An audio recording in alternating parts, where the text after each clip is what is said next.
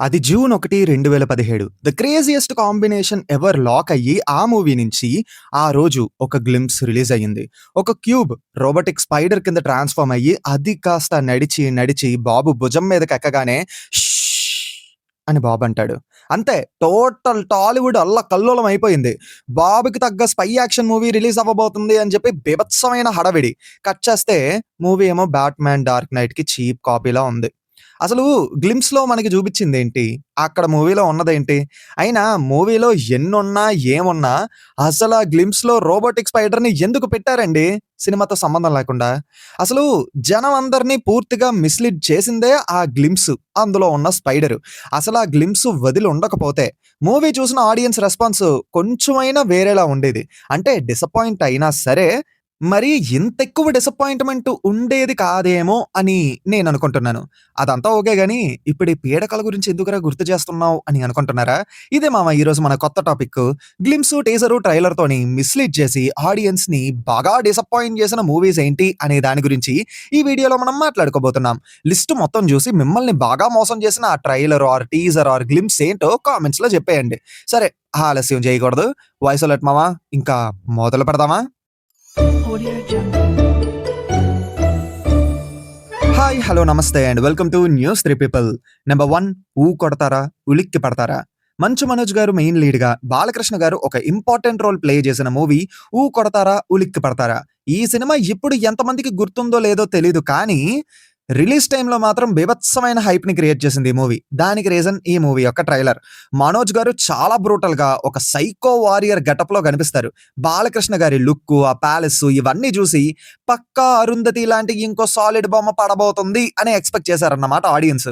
Just ఒక్క సాంగ్‌లో మనోజ్ గారు చెప్పే ఆ ఫేక్ స్టోరీలోని మాత్రమే ఆ సైకో వారియర్ గెటప్‌కి సంబంధించిన సీన్స్ అన్నీ ఎళ్ళిపోతాయి.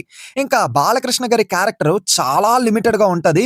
అది కూడా మరీ అంత పవర్‌ఫుల్‌గా అయితే అనిపించదు.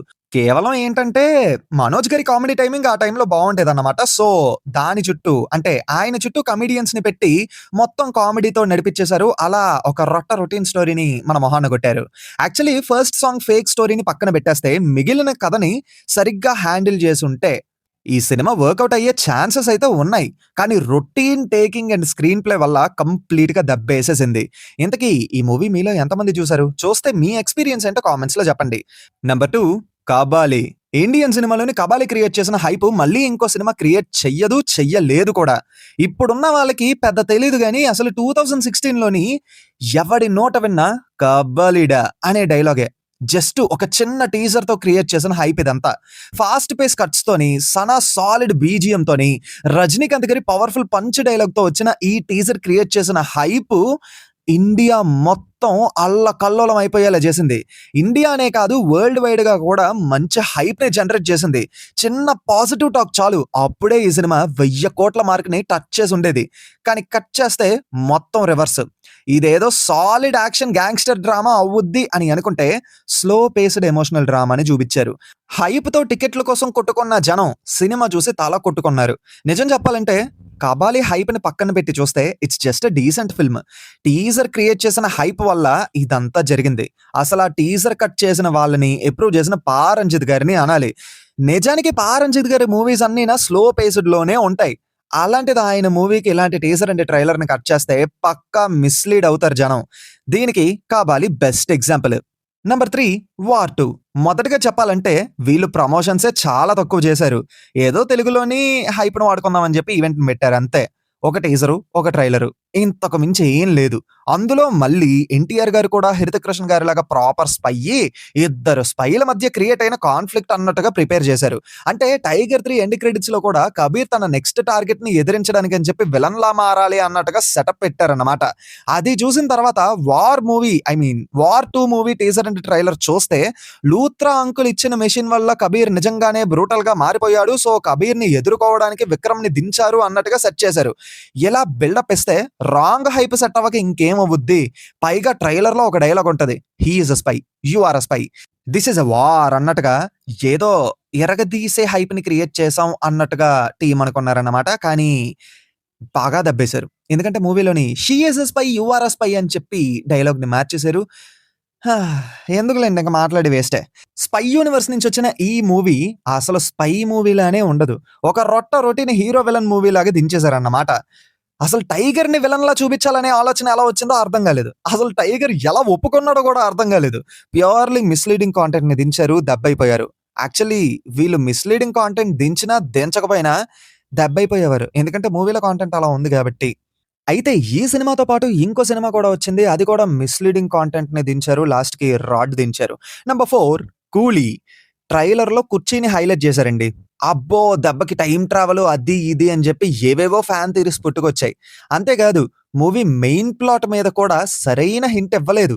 అయినా మూవీలో కూడా దానికి ఆన్సర్ లేదనుకోండి. ఇంకా కాస్టింగ్ అయితే అమ్మమ్మమ్మమ్మమ్మో! అమ్మో! ఓ రేంజ్‌లో ఉంటది కాస్టింగ్. మళ్ళీ ఇంకొక ఇష్యూ ఏంటంటే ఎల్‌సీయూతో లింక్ ఉంటదని చెప్పి ఆడియన్స్ ఏవేవో ఎక్స్‌పెక్ట్ చేశారు. ఎల్‌సీయూతో లింక్ ఉండదు అని చెప్పి లోకి మామ ముందే కన్ఫర్మ్ చేశారు. టైమ్ ట్రావెల్ కూడా ఉండదు కానీ సర్ప్రైజ్ ఉంటుంది అని కూడా చెప్పారు. కానీ సినిమా చూసిన తర్వాత ఆ శవాలు కాల్చే కుర్చీలో ఏమంత సర్ప్రైజ్ ఉందో ఆడియన్స్‌తో పాటు నాకు కూడా ఏం అర్థం కాలేదు. అసలు మూవీ బేసిక్ ప్లాట్ దేని గురించో అనేది కూడా సరిగ్గా చెప్పలేదు. ఇంకా క్యామియో అయిన 'ఉపేంద్ర' గారి రోల్ ఏదో ఇంపార్టెంట్ రోల్ అన్నట్టుగా ముందే రివీల్ చేసేసారు. 'ఆమీర్ ఖాన్' గారి క్యామియో ఎందుకు పెట్టారో కూడా తెలీదు. ఇన్‌ఫాక్ట్ 'కబాలీ' తర్వాత 'రజనీకాంత్' గారి మూవీకి మళ్ళీ అంత హైప్ బిల్డ్ అయ్యింది 'కూలీ' మూవీకే. కొంచెం టాక్ వచ్చినా చాలు కాలీవుడ్‌కి 1000 సీఆర్ డ్రీమ్ తీరిపోయి ఉండేది. కానీ మళ్ళీ దెబ్బైపోయింది. Number 5 'V the movie' proper villain and hero మధ్య జరిగే క్యాట్ అండ్ మౌస్ గేమ్ లాగా బిల్డప్ ఇచ్చి లాస్ట్‌కి మల్టీ స్టారర్‌ని అంటగట్టారు. నిజం చెప్పాలంటే ఈ సినిమాని ఓటీటీకి అమ్మేసి మంచి పని చేశారు. ఎందుకంటే సేవ్ అయిపోయారన్నమాట. థియేటర్‌లో వచ్చుండుంటే లాస్ గట్టిగా ఉండేదేమో చెప్పలేం. అసలు 'నాని' గారి రోల్ ఏదో పెద్ద సైకో కిల్లర్ రోల్ అన్నట్టుగా బిల్డప్ ఇచ్చారు. కానీ అంతేం లేదక్కడ. ఇంకా ఆ సైకోని పట్టుకునే పోలీస్ ఆఫీసర్ అంటే powerful police officer రోల్‌లోని 'Sudheer Babu' గారిని పెట్టారు. కానీ లాస్ట్‌కి ఏంటంటే ఇదొక రెగ్యులర్ రివెంజ్ డ్రామా కింద కన్వర్ట్ చేసి చూపిచ్చారు. పెంచిన హైప్‌కి, పెట్టుకున్న హోప్స్‌కి, చూపిచ్చిన సినిమాకి అసలు సంబంధమే లేదు. నంబర్ 6 'ఐ ద మూవీ' బాప్ ఆఫ్ మిస్‌లీడింగ్ మూవీస్. అసలు ఈ సినిమా చేసినంత మోసం ఇంకొక సినిమా చేయలేదండి. ఓకే. ఫ్యాక్ట్స్ మాట్లాడుకుందాం. సినిమా నాకు నచ్చింది మామ. అంటే కొన్ని స్క్రీన్ ప్లే ఇష్యూస్ ఉన్నాయి. అండ్ 'విక్రమ్' గారి లుక్కు 'చైనా' ఎపిసోడ్‌లోని నాకు కొంచెం ఆడ్‌గా అనిపిచ్చింది. అంతే. అంతకు మించి సినిమా మొత్తం బానే ఉంది అని నాకైతే అనిపిచ్చింది. కానీ పెద్ద ప్రాబ్లమ్ ఎక్కడొచ్చి పడిందంటే మూవీ ట్రైలర్ అండ్ ప్రమోషన్స్ దగ్గరే. 'బీస్ట్' లుక్ ట్రైలర్‌లో హైలైట్ చేసిన షాట్స్, 'విక్రమ్' గారు డిఫరెంట్ లుక్స్ అండ్ ట్రాన్స్‌ఫర్మేషన్‌లోని కనిపించడం మైండ్ దొబ్బింది అందరికి. ఇదేదో సూపర్ హీరో మూవీలా ఉంది. సూపర్ న్యాచురల్ మూవీ టైప్‌లా కనిపిస్తుంది. 'బీస్ట్' లుక్‌తో సాలిడ్ ఎపిసోడ్స్ ఉంటాయి. అది ఇది అబ్బో! శంకర్ గారు మామూలుగా ప్లాన్ చేయలేదు కదా! అని చెప్పి ఊహించుకున్నారన్నమాట జనం. ఆ సూపర్ హీరో మూవీ అనే ఫీల్ ఇచ్చిన హైలైట్ షాట్స్ అన్నీ సాంగ్స్‌లోనే వెళ్ళిపోతాయి. 'బీస్ట్' లుక్‌తో బిల్డప్ ఇచ్చి హైప్ క్రియేట్ చేసిన ఆ లుక్ కూడా జస్ట్ సాంగ్ కోసమే పెట్టారు. ఒక simple love story with revenge డ్రామాని ఇలా మిస్‌లీడింగ్ కాంటెంట్‌తోని మొత్తం నాశనం చేసేసారు. నిజంగా ఇలా మిస్‌లీడింగ్ కాంటెంట్ లేకుండా ప్రాపర్‌గా మూవీని ప్రమోట్ చేసుంటే సినిమా పక్కా మంచి హిట్ అయ్యుండేది. యాక్చువల్లీ ఇవనే గాదు. ఇంకా ఉన్నాయా? అంటే నాకు గుర్తొచ్చిన లిస్ట్ అయితే ఇది. మీకేమైనా లిస్ట్ గుర్తుండుంటే కామెంట్స్‌లో చెప్పండి. మీ లిస్ట్‌ని సేకరించి నాకది వర్తీగా అనిపిస్తే పార్ట్ 2 చేస్తాను దీనికి. మీరేమంటారు? ఆల్సో ఈ లిస్ట్‌లో మిమ్మల్ని బాగా మోసం చేసిన సినిమా ఏంటో కూడా కామెంట్స్‌లో చెప్పండి. మీ ఒపీనియన్‌ని, మీ ఎక్స్‌పీరియన్స్‌ని కూడా షేర్ చేసుకోండి కామెంట్స్‌లోని. అలా చర్చించుకోవచ్చు జనాలతోని. అండ్ ఎంతవరకు ఈ వీడియో చూసారంటే ఎంతో కొంత నచ్చే ఉంటది. డెఫినెట్‌లీ లైక్ చేయండి. డెఫినెట్‌లీ లైక్ చేయండి. ఎందుకంటే చాలా మంది వీడియోలు చూస్తున్నారు గానీ లైక్ చేయట్లేదు.